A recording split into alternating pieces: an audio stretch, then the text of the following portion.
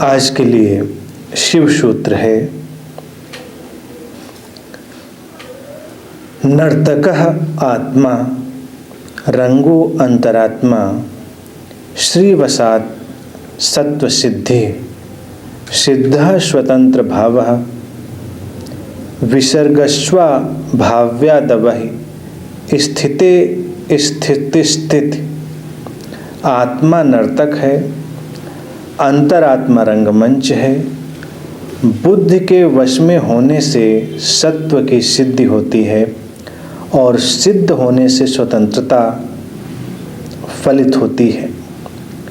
स्वतंत्र स्वभाव के कारण वह अपने से बाहर भी जा सकता है और वह बाहर स्थित रहते हुए अपने अंदर भी रह सकता है।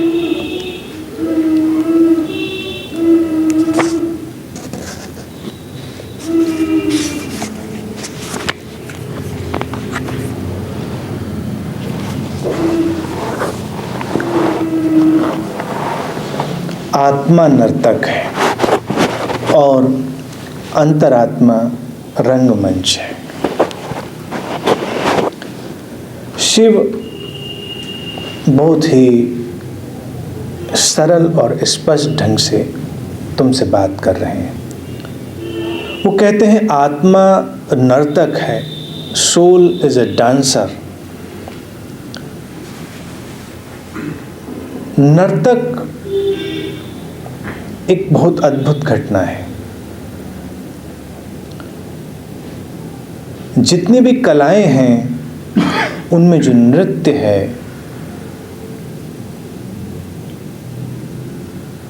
वो अपने आप में एक अलग ही महत्व रखता है, क्योंकि अन्य कलाओं में जो कलाकार है और उसकी कला है वो कहीं ना कहीं उससे थोड़ी दूर हो जाती है। नृत्य और नर्तक में फासला नहीं है। जैसे तुम कवि हो, कविता लिखते हो तो शब्द कहीं ना कहीं तुमसे बाहर चले जाते हैं। तुम चित्रकार हो, चित्र बनाते हो तो चित्र कहीं तुमसे बाहर बन रहा है। लेकिन नृत्य तुम ही कर रहे हो। तुम पूरे के पूरे ही उस कला में शामिल हो। तुम्हारी ही भंगिमाओं से, तुम्हारी ही लय से नृत्य उत्पन्न होता है। तुम रुक जाओ, नृत्य समाप्त हो जाता है। शिव बहुत गहरी बात कह रहे हैं। वो कह रहे हैं कि आत्मा नर्तक है, अर्थात तुम्हारे जीवन में जो कुछ भी घट रहा है उसको तुम ही घटा रहे हो। तुम्हारे जीवन में तुमसे बाहर कुछ भी घट नहीं रहा है, उसके कलाकार तुम ही हो। जो नृत्य तुम्हें बाहर दिखाई दे रहा है वो तुम्हारा ही निर्माण है। तुम अपनी लय बदलो, तुम्हारा नृत्य बदल जाएगा। तुम्हारी ही आत्मा भिन्न भिन्न रूपों में प्रकट हो रही है। कहीं कोई अलग से कोई घटना नहीं घट रही है। तुम्हें प्रभावित करने वाली जो स्थितियां हैं वो तुम्हारी आत्मा की ही स्थितियां हैं। शिव कहते हैं इसीलिए बाहर मत ढूंढो। अपने जीवन का कारण तुम अपने भीतर ढूंढो। ये नृत्य जो जीवन का तुम्हारे सामने है ये तुम्हारी अपनी ही आत्मा से उपजा है। ये तुम्हारी अपनी ही दृष्टि से उत्पन्न हुआ है। तुमने अपना जीवन स्वयं ही रचा है। वो रचनाएं बदल सकती हैं। और आगे कहते हैं आत्मा रंगमंच है। आत्मा ही नर्तक है और अंतरात्मा आत्मा का ही एक आंतरिक हिस्सा। आत्मा के दो हिस्से हो सकते हैं, बाहरी हिस्सा और आंतरिक हिस्सा। जिसे अंतरात्मा कह रहे हैं वो तुम्हारे अंतर जगत का एक ढांचा है और वही आत्मा जब बाहर जाती है उसे बहिर आत्मा कह सकते हैं, जो तुम्हारा बाहरी संसार है, तुम्हारा जो बाहरी जगत है। आत्मा ही नर्तक है, वो दो तरह से काम करती है, या बाहर जाए या भीतर जाए। बाहर भी उसी का विस्तार है और भीतर भी उसी का विस्तार है। बाहर चली गई आत्मा ही संसार बन जाती है और भीतर चली गई आत्मा ही अंतर्दृष्टि बन जाती है। तुम्हारी अंतर्दृष्टि से ही तुम्हारा संसार बना हुआ है। अब अंतर्दृष्टि या स्पष्ट है या धुंधली है। धुंधली अंतर्दृष्टि है तो तुम्हारा संसार भी धुंधला है। तुम्हारी अंतर्दृष्टि स्पष्ट है तो तुम्हारा संसार भी स्पष्ट है। इसीलिए शिव कहते हैं कि अंतरात्मा रंगमंच है। नाटक भीतर हो रहा है, स्टेज भीतर सजी है। भीतर चली गई जो आत्मा है, अर्थात जीवन ऊर्जा। आत्मा से तुम यही अर्थ लो जो जीवन की सहज ऊर्जा है, जो मौलिक ऊर्जा है, उसकी गति तुम्हारे भीतर हो रही है और वही गति बाहर भी हो रही है। भीतर की गतियां ही बाहर फैल जाती हैं। तो शिव कहते हैं कि अंतरात्मा रंगमंच है। जो जीवन में तुम्हारे नाटक घट रहा है वो तुम अपने भीतर घटा रहे हो, क्योंकि तुम ही नर्तक हो।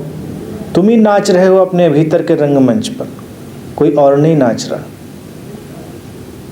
तुम जैसे जैसे अपने अंतर जगत में नृत्य करते हो, जैसे जैसे अंदर के स्टेज पर तुम्हारा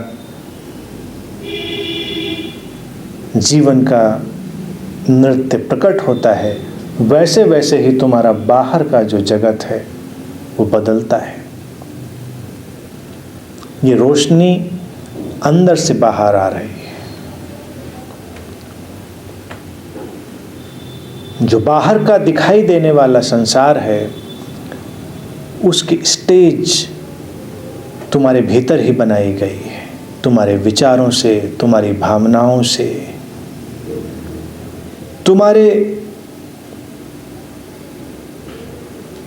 सोचने समझने के ढंग से, और वो सब बदला जा सकता है। जैसे स्टेज की सारी सजावट बदली जा सकती है। कहाँ से लाइट डालनी है, स्टेज पर कहाँ से बदलाव लाना है, कौन से पर्दे डालने हैं, स्क्रिप्ट क्या होगी, अभिनय क्या किया जाएगा, तुम कहाँ से एंटर करोगे, कहाँ से एग्जिट करोगे, सब स्टेज में तुम बना सकते हो, बदल सकते हो। और तुम निरंतर उसे बना भी रहे हो और बदल भी रहे हो।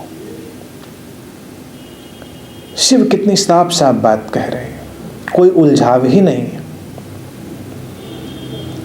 और हम हैं कि बाहर उलझे हुए हैं। हम अपने जीवन की सारी स्थितियों के लिए बाहर उलझाव पैदा कर रहे हैं। जैसे कि बाहर कुछ घट रहा है और उसको बदल कर हम अपने जीवन को बदल लेंगे, और हर व्यक्ति बाहर की स्थितियों को बदलने में लगा है, जबकि रंगमंच भीतर है। तुम्हें बदलाव वहाँ पर लाना है, और जब वहाँ पर बदलाव आ जाएगा तो बाहर तो वो प्रकट हो ही जाएगा। इसीलिए अपने भीतर ही हमें सारे बदलाव लाने हैं, और भीतर के नाटक को हम जैसे चाहें वैसे दिशा दे सकते हैं, जैसे चाहें उसको हम वहाँ पर निर्मित कर सकते हैं। एक साधक के लिए बहुत ही अनिवार्य सत्य है, जिस पर उसे हमेशा सजग रहना चाहिए, और इसकी उपलब्धि के लिए जो डिवाइस है, जो तरीका है, व्यक्ति को अपने भीतर से शिकायती चित्त गिराना चाहिए, शिकायत करने वाला ढांचा। जैसे नर्तक शिकायत नहीं कर सकता कि हम टेढ़े टेढ़े नाच रहे हैं, क्या शिकायत करेगा नर्तक? या वो कहेगा कि आंगन टेढ़ा है, इसीलिए नृत्य ठीक नहीं आ पा रहा है। नर्तक के पास शिकायत करने का विकल्प नहीं है। नर्तक के पास चुनाव है, उसे ठीक नाचना है या नहीं। शिकायत करते रहोगे तो अंतरात्मा का रंगमंच कभी भी स्पष्ट नहीं हो पाएगा। तुमने देखा होगा कि बहुत कुशल अभिनेता हों, बहुत कुशल कलाकार हों, तो बेकार से स्क्रिप्ट में भी प्राण फूंक देते हैं। कई ऐसे महान कलाकार होते हैं,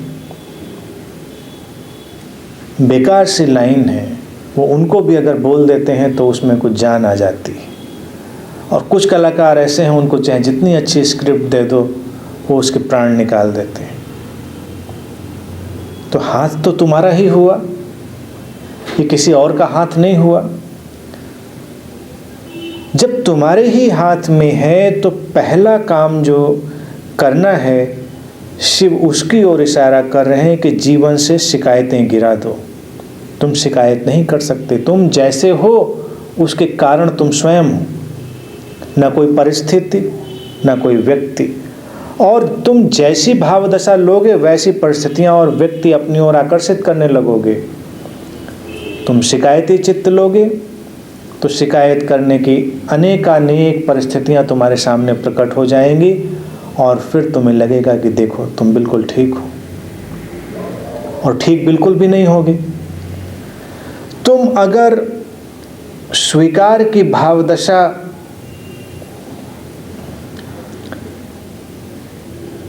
अपने अंदर लाओगे, तुम अपने अंदर समझ पैदा करोगे, तुम अपनी अंतर्दृष्टि को जगाओगे, तो तुम्हारे लिए परिदृश्य बदलने लगेगा और तुम वैसी परिस्थितियों को अपनी ओर आकर्षित करने लगोगे जो तुम्हें ज़्यादा से ज़्यादा विश्रामपूर्ण बनाएंगी, जो तुम्हें ज़्यादा से ज़्यादा स्वीकार भाव में जाने में सहायता देंगी। अच्छा नृत्य तब होता है जब नर्तक एफर्टलेस हो जाता है, प्रयास रहित हो जाता है। जो नृत्य की कला जानते हैं वो जानते हैं, पहले तो सीखते हैं और सीखने के बाद फिर नृत्य रह जाता है और नर्तक खो जाता है।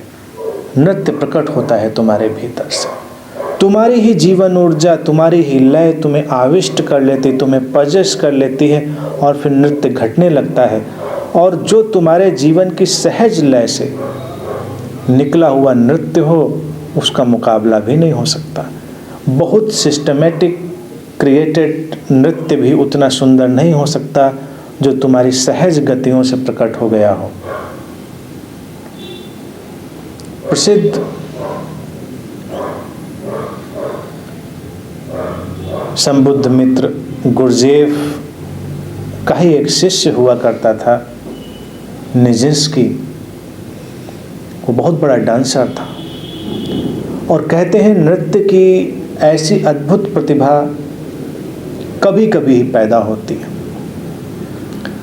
गुरजेफ सूफी साधना पद्धति को लेकर चल रहे थे और उसमें नृत्य भी एक अहम हिस्सा है साधना का। और कहते हैं निजिंस्की ऐसे नृत्य करता था कि निजिंस्की खो जाता था और कुछ ऐसी घटना घटती थी जिस पर विज्ञान भी चमत्कृत हो गया। कहते हैं कभी कभी अपने नृत्य के बीच में निजिंस्की छलांग ले लेता था, हवा में बहुत ऊपर उठ जाता था। खड़े खड़े इतनी ऊंची छलांग लेना बहुत मुश्किल है। और इससे भी आश्चर्यजनक बात थी कि निजिंस्की फिर एक पत्ते की तरह तैरता हुआ नीचे उतरता था, जैसे गुरुत्वाकर्षण से बाहर हो गया हो, ग्रेविटेशनल फोर्स से वो बाहर हो गया हो। ऊपर उछलकर निजिंस्की धड़ाम से नीचे नहीं गिरता था, जो कि आमतौर से ऐसा ही होता है। निजिंस्की धीरे धीरे तैरता हुआ नीचे उतरता था। तो लोगों ने पूछा उससे कि तुम क्या करते हो, ये कौशल तुमने कैसे सीखा? तो निजिंस्की ने कहा मुझे नहीं पता, एक क्षण आता है जब मैं कुछ कर ही नहीं रहा होता हूँ, बस नृत्य घट रहा होता है और मैं भी कहीं दूर खड़ा देख रहा होता हूँ। जिसे तुम कहते हो शरीर कैसे ऐसे गिरता है, तो मैं भी उसे वैसे ही गिरता हुआ देखता हूँ जैसे तुम देखते हो। मुझे नहीं पता ये कैसे होता है। यहाँ पर निजिस्की के साथ जो घटना घट रही होगी, मैं समझता हूँ अंतरात्मा और बहिरात्मा के विस्तार में एक संतुलन स्थापित हो जाना। वो ऐसे बिंदु पर पहुँच जाता होगा जहाँ पर आत्मा ही रह जाती है, जो बाहर भी है और भीतर भी है। तो भीतर का जगत और बाहर का जगत दोनों एक आश्चर्यजनक ढंग से रूपांतरित हो जाते हैं। व्यक्ति साधना में भी जाता है और साधना में भी निरंतर संघर्ष में है। वो इस प्रकार से संघर्ष में है जैसे कि कोई और उसके जीवन में हस्तक्षेप कर रहा है। तुम्हारे जीवन में कोई और हस्तक्षेप नहीं कर रहा। तो पहला काम इस सूत्र को जानने के लिए सब शिकायतें गिराओ और अपने अंदर झांको। तुम्हारी ही जो दृष्टि है वो तुम्हारे जीवन को रच रही है। तुम सुखी हो, तुम दुखी हो, तो ये तुम्ही ने निर्माण किया है। नृत्य की यही गतियां हैं, सुख का नृत्य, दुख का नृत्य, विषाद का नृत्य, आनंद का नृत्य। लय टूट जाए वही नृत्य विषाद में बदल जाता है, लयबद्ध हो जाए वही नृत्य आनंद में बदल जाता है। सुख और दुख के नृत्य में बहुत फासला नहीं है, वो एक ही गति है जो कभी सुख में बदल जाती, कभी दुख में बदल जाती, और करने वाले तुम ही हो, कोई और नहीं। इसीलिए आत्मा नर्तक है और अंतरात्मा रंगमंच है। अपने रंगमंच पर लौटो और वहाँ देखो उसमें क्या बदलाव ला सकते हैं, उस बदलाव को लाओ। शिकायत मत करो, क्योंकि बदलाव तुम्हारे हाथ में है।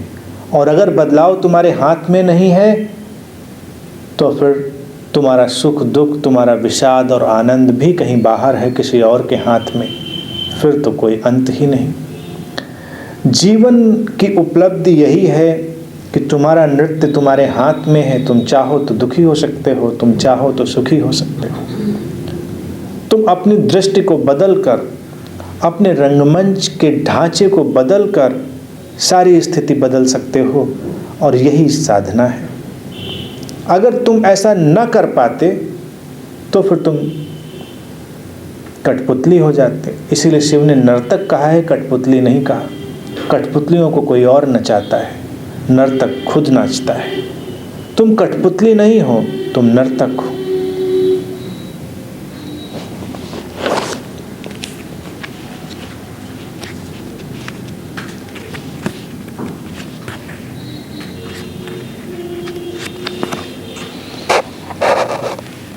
आगे शिव कहते हैं, बुद्धि के वश में होने से सत्व की सिद्धि होती है और सिद्ध होने से सहज स्वतंत्रता फलित होती है। बुद्धि के वश में होने से सत्व की सिद्धि होती है और सिद्ध होने से सहज स्वतंत्रता फलित होती है। बुद्धि क्या है?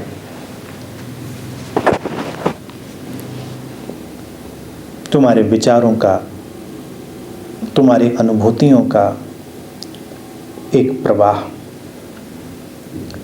तुम्हारे अनुभव, तुम्हारे विचार और तुम्हारी इच्छाएं तुम्हारी बुद्धि को बनाती हैं। Your intentions, your desires, your thoughts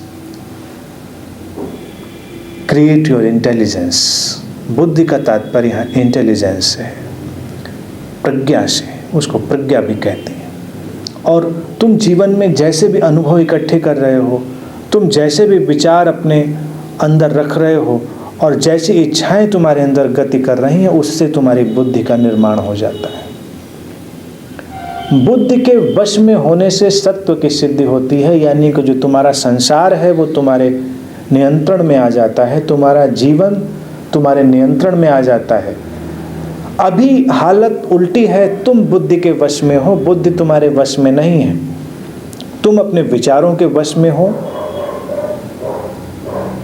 किसी भी प्रकार के विचार तुम्हारे ऊपर आरोपित हो जाते हैं और तुम्हें घसीट कर ले जाते हैं। विचार एक जंगली घोड़े की तरह आते हैं, तुम उनकी लगाम पकड़ने की कोशिश करते हो लेकिन वही तुम्हें घसीट ले जाते हैं, तुम उनके ऊपर सवार नहीं हो पाते। विचार ऐसे घोड़े की तरह होने चाहिए जिनके ऊपर तुम सवार होकर उनको एक ठीक दिशा में ले जा सको, लेकिन अभी तो वही तुम्हारे ऊपर सवार है। एक विचार आता है और तुम्हें पता नहीं किस खंदक में डाल देता है, एक विचार आता है और तुम्हें किसी ऊंचाई पर उठा देता है। तुम विचारों के धक्के से चल रहे हो, तुम अपनी इच्छाओं के वश में हो। तुम्हारी इच्छाएं किसी भी प्रकार तुम्हारे भीतर उपजती हैं और तुम्हें खींच ले जाती हैं। तुम विवश से खड़े रह जाते हो, देखते रहते हो, खींचते रहते हो। तुम्हारे अनुभव तुम्हारे नियंत्रण में नहीं है। अनुभव अपने आप घट रहे हैं। अनुभवों से तात्पर्य है वो लाइफ सिचुएशंस, जीवन की वो परिस्थितियां जो घट तो रही हैं और तुम्हारे अंदर एक खास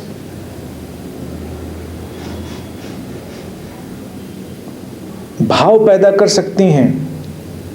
तुम उस भाव को अपने आप निर्मित कर सकते हो अपनी सजगता के माध्यम से, लेकिन परिस्थितियां और घटनाएं ही भाव पैदा कर लेती, क्योंकि उनकी कलेक्टिव कंडीशनिंग है। तुमको पता है ऐसा ही होता है। दुखी सुखी होने के सारे भाव तय हैं। एक घटना घटती है और तुमको पता है इसमें दुखी होना चाहिए, इसमें सुखी होना चाहिए। परिस्थितियों से कोई नया निर्माण नहीं हो रहा है, यानी कि तुम कोई नया अनुभव निर्मित नहीं कर रहे हो। वही परिस्थितियां वही भाव निर्मित कर रही हैं और सारी मनुष्यता में ऐसा होता रहा है, तो कुछ नया तो हो नहीं रहा। जन्म होता है तुम बहुत खुश हो, मृत्यु होती है तुम बहुत दुखी हो, कुछ खो जाता है तुम दुखी हो, कुछ मिल जाता है तुम सुखी हो, तुम्हारे मन का हो जाए तुम बहुत सुखी हो, बहुत प्रसन्न हो, तुम्हारे मन का ना हो तुम बहुत परेशान हो, उत्तेजित हो। इसमें नया क्या है? नया तो कुछ भी नहीं। ये तो वही ढांचा है, अनादिकाल से चला आ रहा है, जन्म जन्म से यही ढांचा चला आ रहा है। तो नया कैसे पैदा होगा? नर्तक कहाँ से आएगा? शिव कहते हैं कि बुद्धि को वश में करना है, यानी कि अनुभव तुम्हारे अनुसार घटें। घटना घट गई है और तुम निर्णय ले सकते हो कि मैं दुखी नहीं होता। तुम निर्णय ले सकते हो कि मैं तो सुखी रहूंगा। तुम निर्णय ले सकते हो कि मैं शांत रहूंगा। बुद्धि इसीलिए एक घटना है जो इन सारे एलिमेंट्स से, इन सारे इंग्रेडिएंट्स से बन रही है। और विचार तुम चाहो तो उनको करो, चाहो तो उनको ना करो, चाहो तो विचारों की दिशा मोड़ो, चाहो तो विचारों के रंग रूप बदलो। इसीलिए उन्होंने रंगमंच की बात पहले कह दी है। सब बदलाव संभव है। और इच्छाएं भी कोई नई नहीं है। अगर तुम अपने अंतर जगत का विश्लेषण करोगे तो वही पुरानी घिसी पिटी इच्छाएं तुम्हारे अंदर चल रही हैं। कोई नई इच्छा नहीं जागती। नई इच्छा जाग जाए तो तुम एनलाइटनमेंट की तरफ बढ़ जाओगे। वही पुरानी इच्छाएं घूम घूम कर रिपीटेटिव ढंग से पुनरावृत्ति के तल पर घट रही हैं। तुम उनके वश में हो। तुम देखो छोटी छोटी इच्छाएं तुम्हें कितना वश में कर लेती हैं। ऐसा होना चाहिए और फिर वैसा नहीं हो रहा है तो तुम्हारा सारा अंतर जगत बदल जाता है। कई बार तुम इच्छाओं को बहुत ही सजग ढंग से अपने अंदर प्रकट कर सकते हो और तब तुम अंतर जगत को भी संभाले रह सकते हो। जैसे स्टेज पर कोई कैरेक्टर एंटर करे तो उसके स्टेज पर प्रवेश करने से स्टेज नहीं बदल जाए। स्टेज तो है, कैरेक्टर आ गया है और स्टेज भी अपनी जगह, दोनों अपना अपना काम करेंगे। हमारे अंतर जगत के रंगमंच पर इच्छाएं ऐसे आती हैं कि हमारी स्टेज ही बदल जाती। फिर वो जो इच्छाओं का कैरेक्टर है वही स्टेज को रंग रूप दे देता है। थोड़ी देर के लिए सारी स्टेज खो जाती है। अगर तुम अपने अंदर एक निर्देशक की भूमिका में हो तो तुम एक सिंक्रोनाइज्ड एक्टिविटी क्रिएट कर सकते हो। तुम एक ऐसी घटना पैदा कर सकते हो जो सुंदर हो।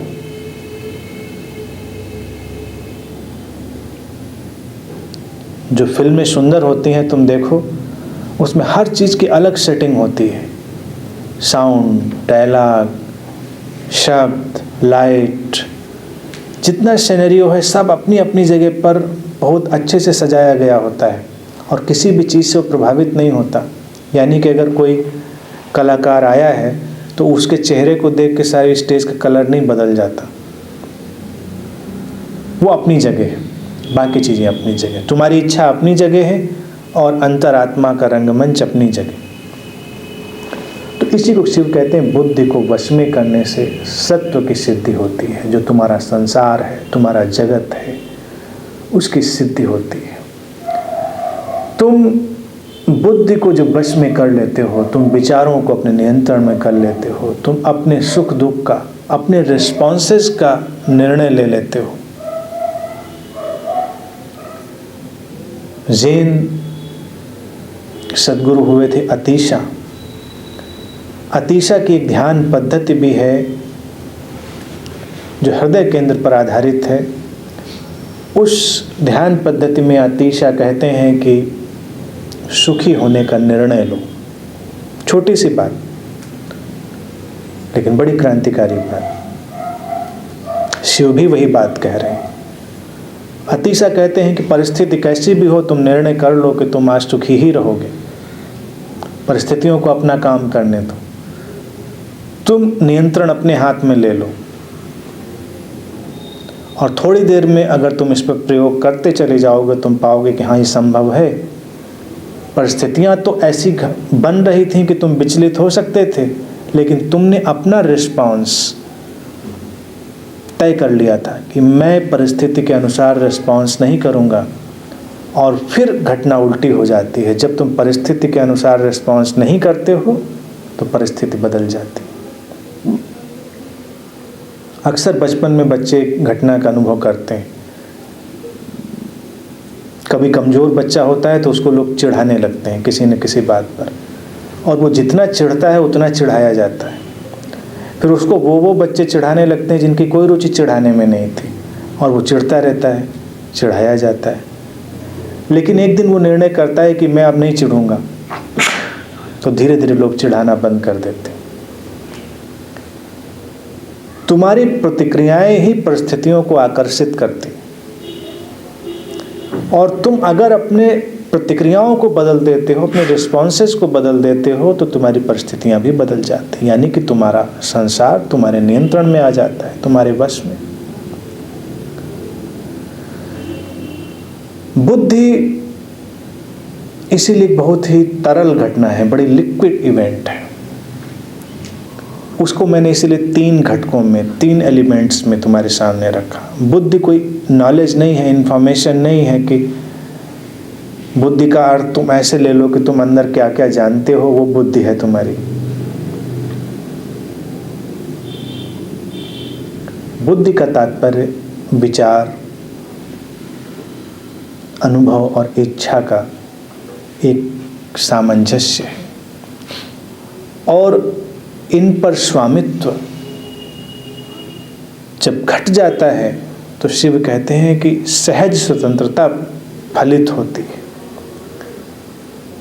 ये शब्द भी बड़ा सुंदर शिव उपयोग कर रहे हैं। सहज स्वतंत्रता फलित होती है। स्वतंत्रता भी 2 तरह की हो सकती है, एक किसी प्रतिक्रिया में घटी स्वतंत्रता, और एक सहज ढंग से घट गई स्वतंत्रता। प्रतिक्रिया में घटी स्वतंत्रता ऐसी है कि तुम किसी भी घटना, व्यक्ति या विचार के संदर्भ में अपने को स्वतंत्र करते हो। कोई कहता है कि ऐसा नहीं करना, और तुम कहते हो मैं तो ऐसा ही करूँगा क्योंकि मैं स्वतंत्र हूँ। स्वतंत्रता प्रतिक्रिया भी हो सकती है, और सहज स्वतंत्रता एक अंडरस्टैंडिंग है, एक समझ है। वो आंतरिक समझ है कि तुम्हारे ऊपर बंधन कोई नहीं। तुम जैसे चाहो वैसे हो सकते हो।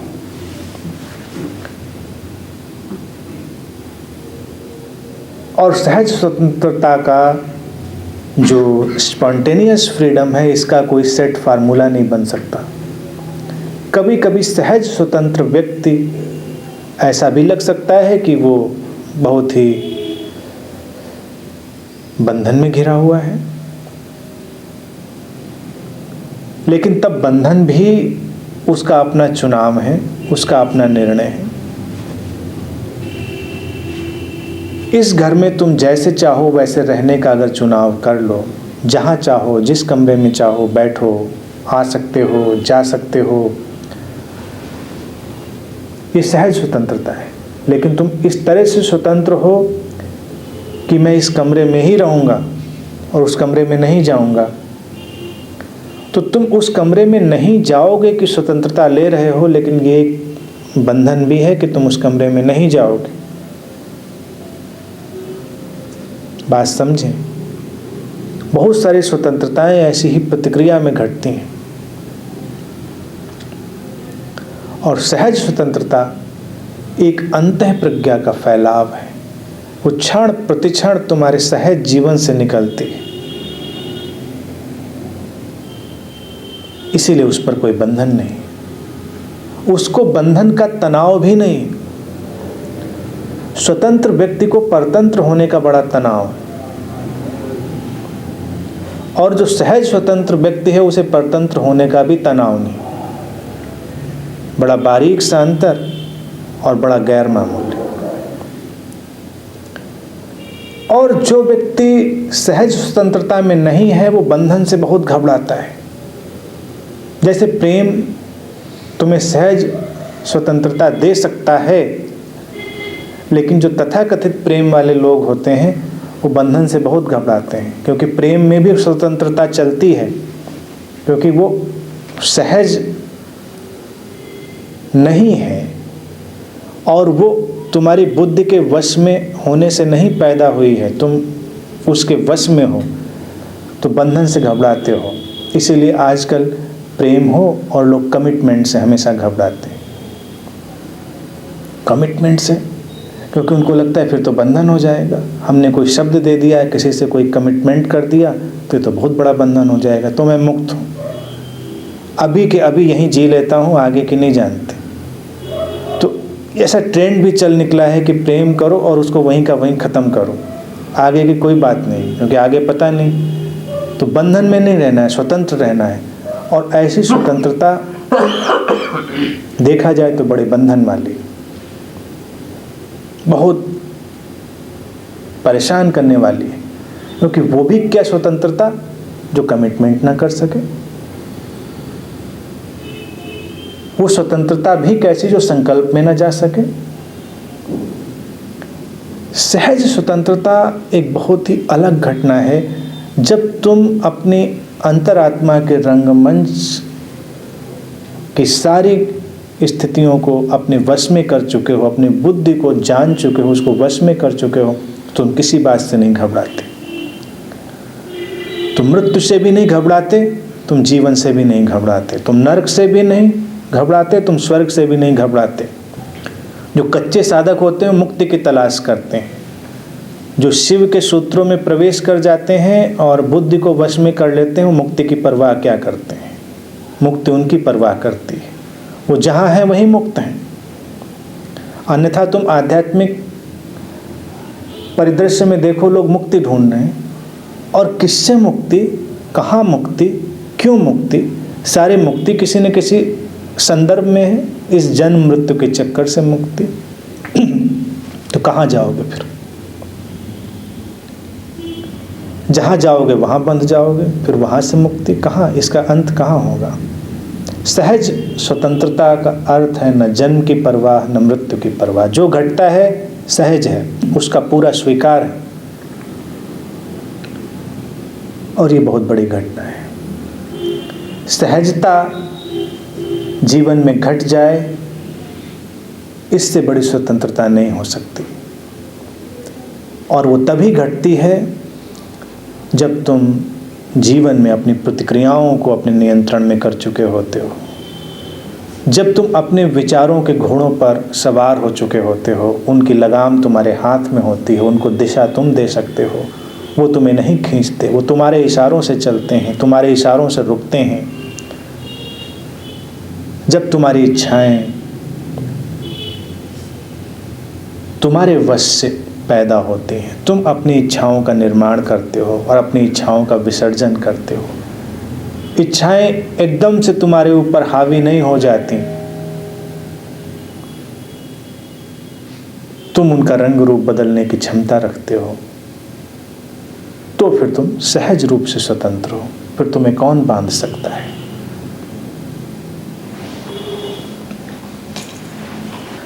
आगे शिव कहते हैं, स्वतंत्र स्वभाव के कारण वो अपने से बाहर भी जा सकता है और वो बाहर स्थित रहते हुए अपने अंदर भी रह सकता है।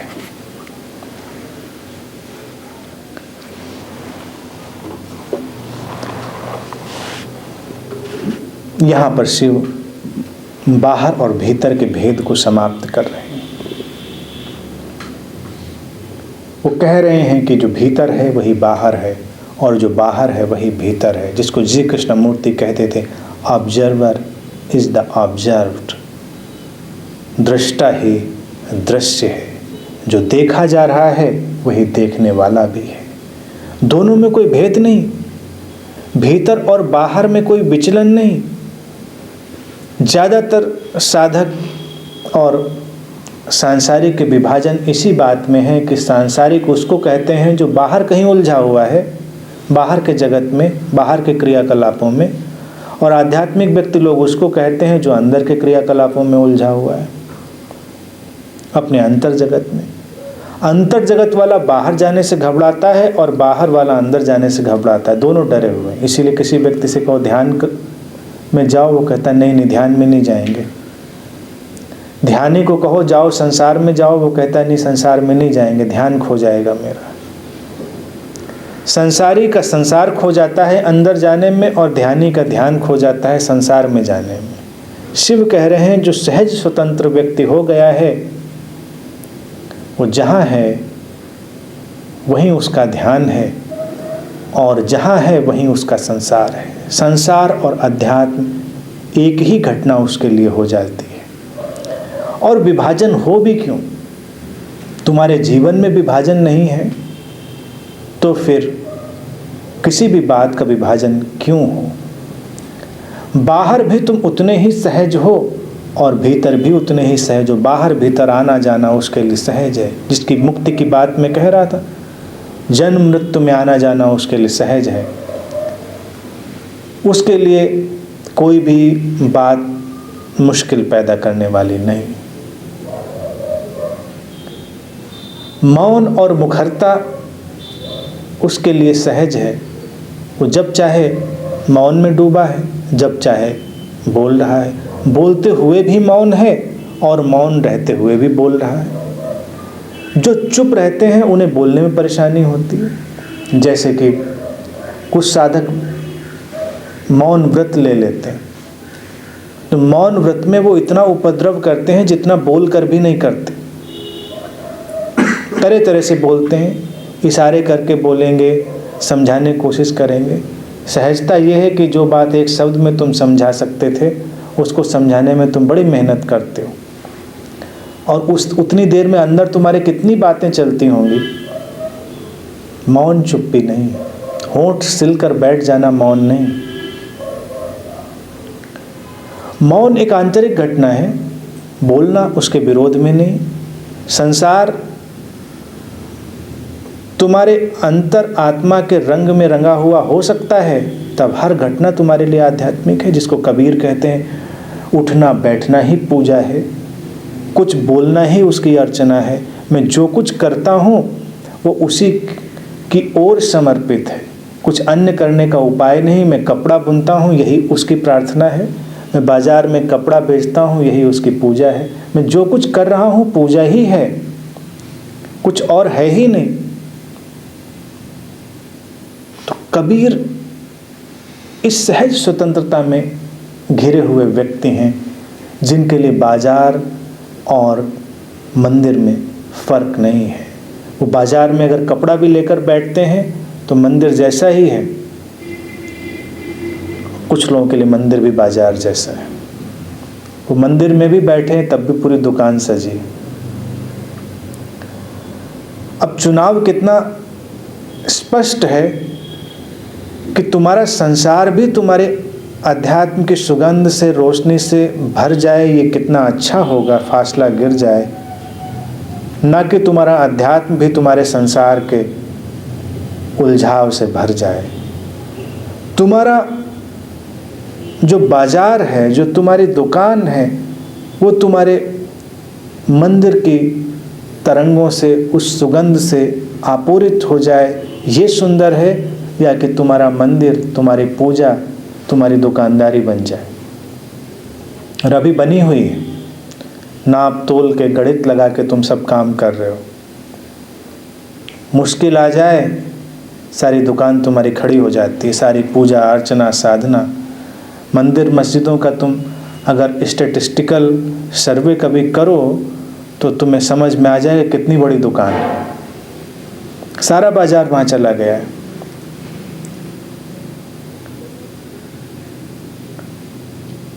तुम सारी सौदेबाजी करने में लगे हुए हो, और फिर मंदिर भी पूरी सौदेबाजी कर रहे हैं। एक बार मैं कहीं पढ़ रहा था कि एक फैक्ट्री खोलने में और एक मंदिर बनाने में या एक मस्जिद बनाने में करीब करीब एक ही जैसी बात है। दोनों से तुम उसी तरह से लाभान्वित होते हो। तुम्हारे धर्मगुरु भी तुम्हारे बाजार के ही हिस्से हो गए हैं। वो राजनीति करते हैं, राजनीति उनके उसमें प्रवेश कर गई है। जबकि अच्छा ये हो कि राजनीति उस सुगंध से भरे। एक धर्मगुरु कभी चाहे तो चुनाव में भी खड़ा हो जाए, उसको कोई फर्क नहीं पड़ता। सहज स्वतंत्र व्यक्ति क्या करेगा इसका कोई अनुमान नहीं लगा सकते। उसके बारे में कोई भविष्यवाणी नहीं करी जा सकती कि वो क्या करेगा क्या नहीं करेगा। सहज स्वतंत्र व्यक्ति का अंदर और बाहर का जगत एक हो गया है, इसीलिए उसे कोई अड़चन नहीं है, उसे कोई मुश्किल नहीं है। उपवास और भोजन उसके लिए एक हो गया है। एक तरंग उठती है, भोजन कर लेता है, एक तरंग उठती है, उपवास में चला जाता है। उसका उपवास भोजन के विरोध में नहीं। धन और ध्यान का संतुलन उसके जीवन में आ गया है। उसका धन भी ध्यान से भरा हुआ है और उसका ध्यान धन पैदा करने का स्रोत बन जाता है, ऐश्वर्य लाने वाला बन जाता है।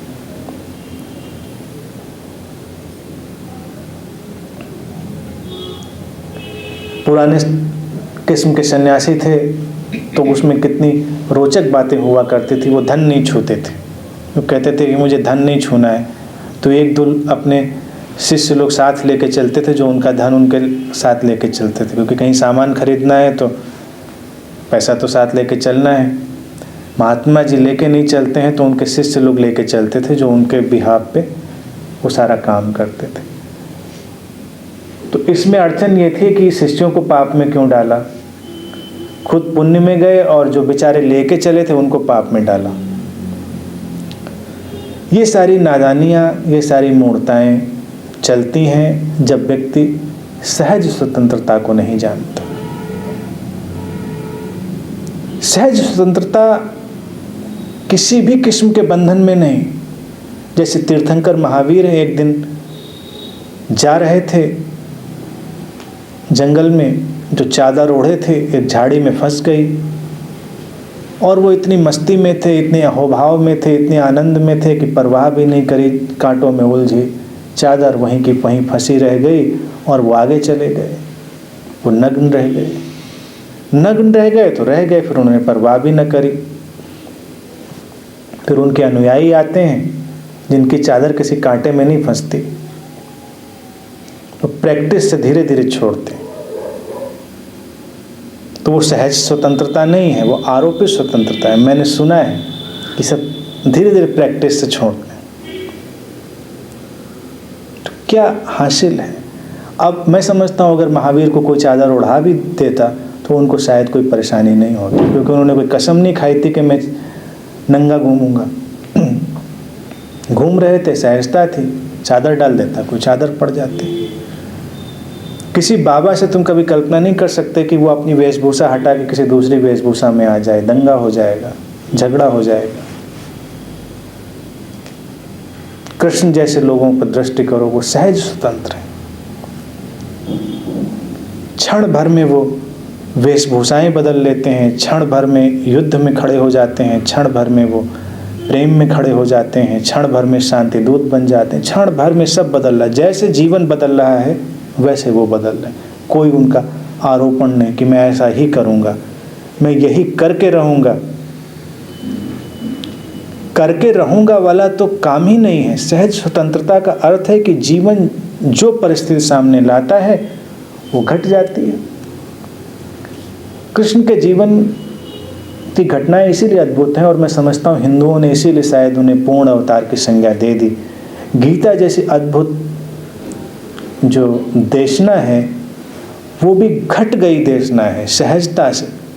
उसको जानबूझकर उन्होंने नहीं बोला, और अगर परिस्थिति ना ही होती तो शायद वो उसको कभी ना बोलते। और उनके अनुयायी जानबूझकर गीता ज्ञान यज्ञ करते, और कहीं ज्ञान फलित नहीं हुआ आज तक। ज्ञान यज्ञ चलते रहते हैं और ज्ञान कहीं नहीं निकलता, क्योंकि आरोपित है। तुमने तय करके रखा है, तुमको ये बातें समझानी है, तुम ये समझा कर रहोगे। और कृष्ण इतने सहज हैं, उनको चिंता भी नहीं कि ये समझता है कि नहीं समझता है अर्जुन। उन्होंने अपनी बात कही, आगे चले गए। जो गुरु लोग सुधारने पर उतारू हो जाते हैं वो शिव के सूत्र को नहीं जानते, इसीलिए गुरु सुधारक नहीं होते। वो तो सफ़ेद बादलों की तरह से आसमान में तैरती हुई चेतना है। कोई दिशा नहीं, कोई गंतव्य नहीं, जिधर हवा बहती है उधर उड़ जाते हैं। इसीलिए सारी दिशाएं उनकी, वो हर दिशा में बहते हैं, कहीं कोई बंधन नहीं। बाहर और भीतर का सारा भेद जिसका गिर जाए वो सहज स्वतंत्र व्यक्ति है, जिसकी आत्मा भी उतनी ही चैतन्य हो जितना उसका शरीर चैतन्य है। शरीर और क्या है? आत्मा का स्थूल हो गया रूप, और आत्मा क्या है? इतनी ही तो धीरे धीरे सूक्ष्म हो गया शरीर, अति सूक्ष्मता में चला गया तुम्हारा शरीर। इसीलिए शिव कहते हैं यही आत्मा है। आत्मा के सिवा तो कुछ है ही नहीं।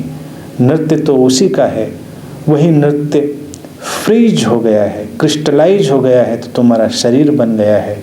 वही नृत्य सूक्ष्म हो गया है, अति सूक्ष्म हो गया है तो तुम्हारा अंतर जगत बन गया है तो आत्मा ही। तो तुम्हारा शरीर भी उतना ही पवित्र है जितनी तुम्हारी आत्मा। जो अपनी देह को उतना पवित्र नहीं जानता वो आत्मा को कभी उतना पवित्र जान भी ना पाएगा। पदार्थ और चैतन्य, matter and spirit, they are one. उनमें कोई भेद नहीं।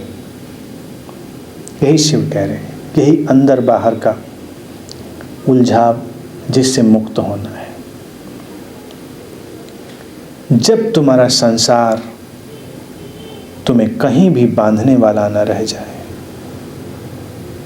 जब हर जगह तुम उसी आत्मा की सुगंध को महसूस कर सको, वही सिद्धि है। कोई भी एक घटना, एक परिस्थिति ऐसी तुम्हें नजर आए जहां तुम्हें लगे कि तुम बंध जाओगे, तो तुम सिद्ध नहीं हो। सिद्ध व्यक्ति कहीं भी कभी भी नहीं बंधता। इसीलिए भगवान कृष्ण के लिए एक नाम उपयोग करते हैं, अच्युत। अच्युत शब्द का अर्थ होता है जो गिरता नहीं, जो कभी नीचे नहीं जाता, वो अच्युत है। जो चित नहीं होता, परिस्थिति कोई भी हो और वो अपनी जगह ठहरा हुआ है, परिस्थितियां उसे प्रभावित नहीं करती। तो ये अंदर बाहर का भेद हमारा ही निर्मित है, और जब पहले कदम से चलेंगे धीरे धीरे आगे तो एक दिन ये भेद गिर ही जाने वाला है। तो अपने नृत्य की जिम्मेदारी खुद लें। जीवन का जैसा भी नृत्य, जीवन का जैसा भी डांस तुम्हारे चारों ओर चल रहा है, सुख का, दुख का, आनंद का, विषाद का, बेहोशी का, सजगता का, उसके तुम ही निर्माता, निर्देशक, अभिनेता हो। इस जिम्मेदारी को अपने ऊपर लो, शिकायतों को विदा करो, स्वीकार की भावदशा में जियो, कॉन्फ्लिक्ट को गिराओ, भेद से हटो, और फिर शिव के सारे सूत्र तुम्हारे लिए सहज हैं, और वही सहज स्वतंत्रता है, और वही इनलाइटनमेंट है। आज के लिए इतनी ही बात।